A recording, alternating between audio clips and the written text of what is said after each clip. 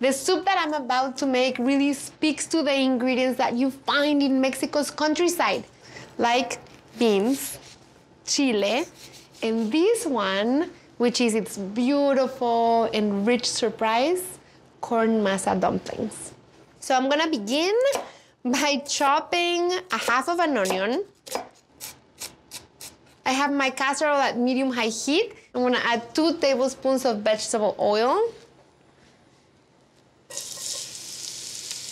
I want it to wilt and begin to brown around the edges because that's gonna flavor the soup.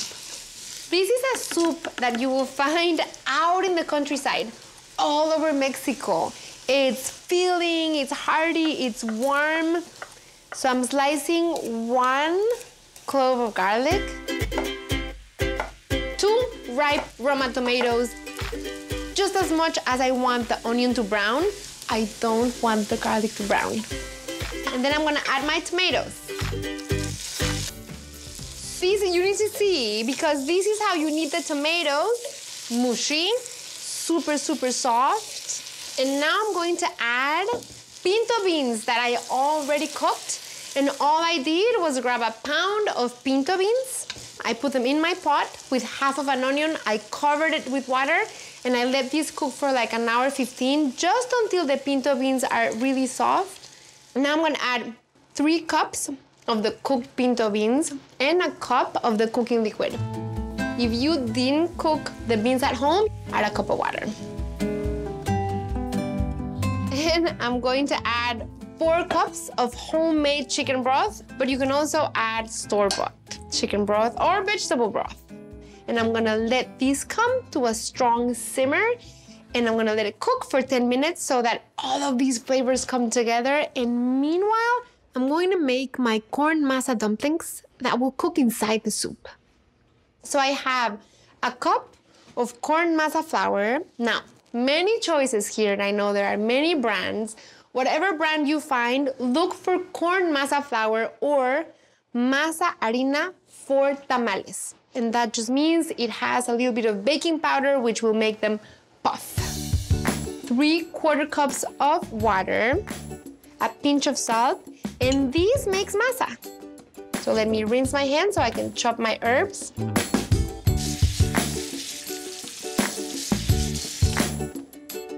I have this masa base, and I'm gonna flavor it with some fresh cilantro and some fresh mint, a couple of tablespoons of oil, some queso fresco, 4 ounces or half a cup.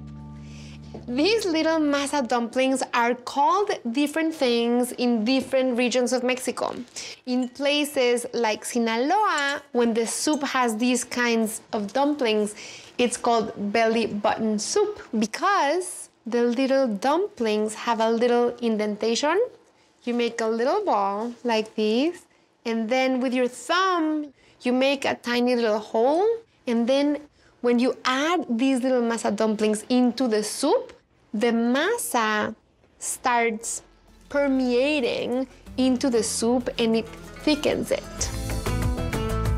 Okay, so my masa dumplings are ready to be dropped into the soup. I need to transfer the soup to my blender.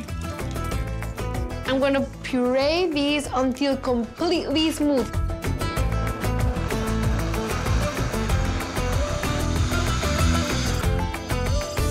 You can see the beautiful color. And then I'm going to add 4 more cups of chicken broth. And now what's gonna happen is that these adorable masa dumplings, as they cook, because they have queso fresco and they have mint and they have cilantro, they're going to render all that fresh flavor into the broth. Now that I put all my dumplings in, I'm gonna partially cover, and I'm gonna let these simmer for about 20 minutes, and I'm gonna get my garnishes ready.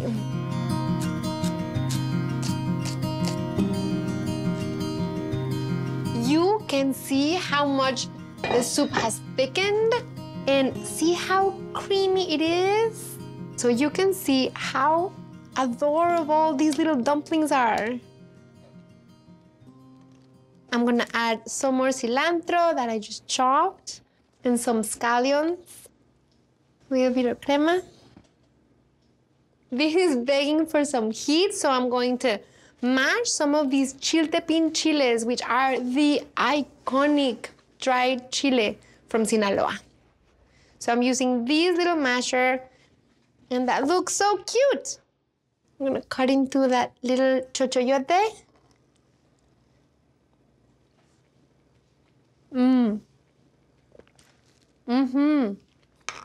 The inside of the dumpling, it's a pocket full of masa, and it has the taste from the queso fresco, that it's tangy, it's slightly salty.